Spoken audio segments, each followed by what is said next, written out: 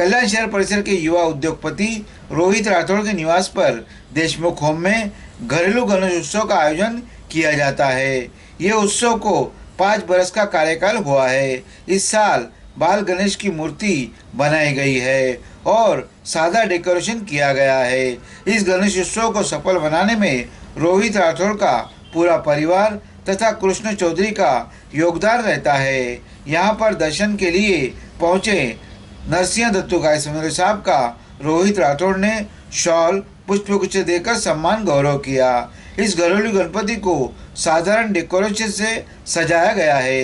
गणपति आगमन से लेकर विसर्जन तक लगातार रोहित राठौड़ का पूरा परिवार बाप्पा की पूजा आरती में मग्न रहता है। आज देशमुख होम्स या ठिकाणी रोहित राठौड़ यांच्या घरी गणपती बसवून त्या ठिकाणी आम्हाला आमंत्रण दिलं होतं की बुवा दर्शनासाठी या।